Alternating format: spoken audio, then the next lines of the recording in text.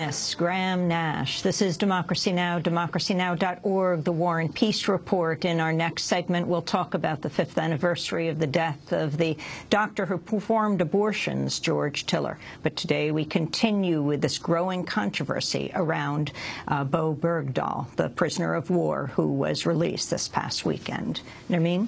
And as we continue to look at Bowe Bergdahl's case and the issue of military deserters, we're joined in London by Charles Glass.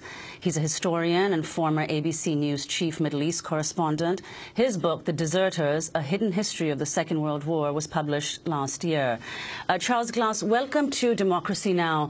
Could you tell us how you've responded to the news of Bowe Bergdahl's release, given your research on military desertions in the Second World War? Well, like most people, I was glad to see any serviceman who's been held hostage released.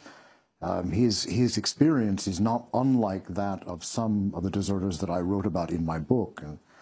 I remember one, John Bain, a British serviceman who witnessed something very horrible in North Africa, which was he saw members of his own unit, the Gordon Highlanders, looting the bodies of their fallen comrades on the battlefield. And this sent him into such a psychological state of mind that he simply wandered away through the desert in what he called a fugue, a flight from reality. It reminds me somewhat of what then Private Bergdahl might have felt that night when he was on sentry duty, when he wandered off without a weapon into the unknown. It sounds like a similar sort of fugue to John Bain's, where he didn't really know where he was going or what he was doing. Before we talk more about Bergdahl, can you talk about your own experience, Charles Glass, having been taken hostage yourself?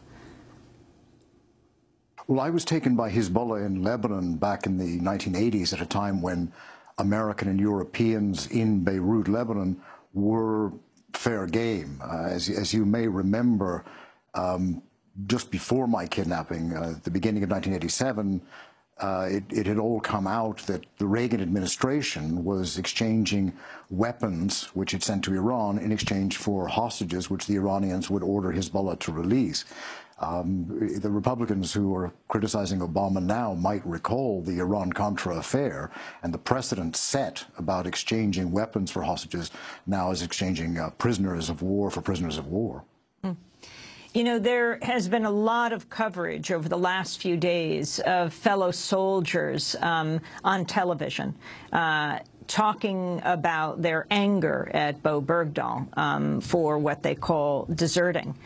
But in terms of the political views of the soldiers who were with Bowe Bergdahl at the time, yesterday on Democracy Now! We had a fascinating discussion with The Guardian reporter, photographer Sean Smith, who actually embedded with the unit in 2009, a month before Bowe Bergdahl left the base. He embedded with Bergdahl's unit in Afghanistan.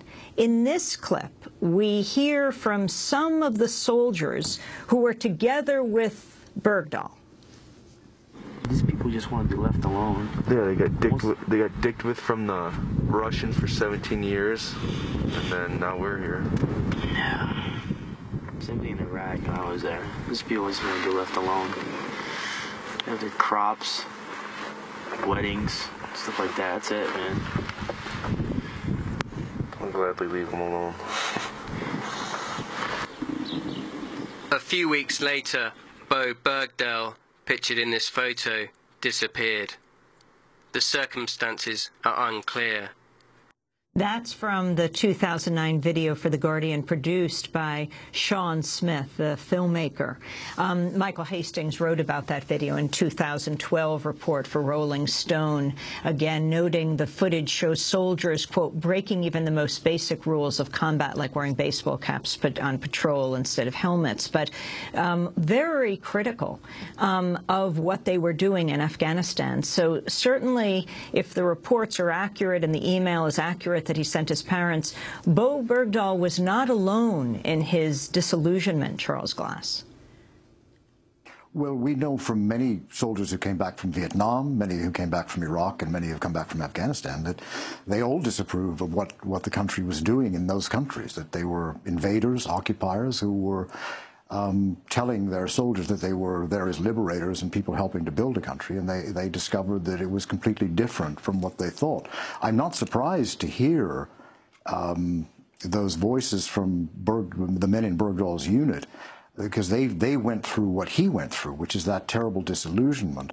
In my own research in the Second World War, the frontline soldiers, and almost all of the deserters in the Second World War were from the front lines, that very small minority of men who actually were in combat in the Second World War. None of their comrades on the front lines ever turned them in. Because many of them had felt that same impulse themselves. They were under such pressure. It was one of the considerations that they had, that they might just run away one day. It was the rear echelon soldiers, those who never saw combat, who would, in the event, turn those deserters in to be court-martialed. Men at the front lines go through all kinds of emotions, conflicting emotions, and sometimes they have such trauma and such stress that they crack, they inflict wounds on themselves to get out of battle, they run away, and the men who were beside them understand it better than those who were in the offices and in the rear echelons. And Charles Glass, in your research, you found that the leadership of a battalion plays a significant role in the number of desertions from a particular battalion. Could you elaborate on the significance of that? Well, for example, in the 36th Infantry Division in the Second World War, fighting in the High Vosges, the desertion rates were out of all proportion to other divisions fighting similar battles, and partly it was because the officers themselves had such little time to train, and they weren't effective leaders. In another unit, for example, Audie Murphy, who was the most highly decorated of all the American servicemen who served in World War II, he worked his way up through the ranks from private to captain, and he was leading his company. And when he describes when one of his men broke down and had clear battlefield trauma and couldn't fight anymore, instead of sending him for court-martial, as some of the commanders in the 36th Division did, he sent him for medical psychiatric treatment. At all frontline medical facilities, there were psychiatrists, because about 25% of all wounds in the Second World War were psychological and not physical. Charles Glass, you write that thousands of American soldiers were convicted of desertion during the war. I mean, the numbers are astounding just of deserters: 50,000 Americans, 100,000 British soldiers during World War II. But 49 were sentenced to death. Most were given years of hard labor. One soldier was actually executed, a U.S. Army private from Detroit named Eddie Slovic. He was killed by firing squad January 31st, 1945, making him the American soldier, the first American soldier to be court-martialed and executed for desertion since the American Civil War. Talk about him and the number of people who deserted and then who was actually punished. Well, Eddie Slovic never actually fought. He arrived in France well after D-Day and was sent as an infantry replacement to a unit where he didn't know anyone, wouldn't know anyone. As soon as he arrived near the front lines, he came under severe shelling. He was deeply shocked by it. He was shaken. He probably should have been sent immediately for medical treatment and might have been able to serve after that. But in the event, he was so frightened, he told his officers that he couldn't fight, indeed wouldn't fight. He wasn't capable of it. They then were forced to court-martial him. The timing, he was convicted. He was convicted and sentenced to death, as 48 others were. But when he lodged his appeal, the timing couldn't have been worse, because the German counteroffensive known as the Battle of the Bulge had begun, and the military did not want to be seen to be condoning desertion, so they carried out his execution.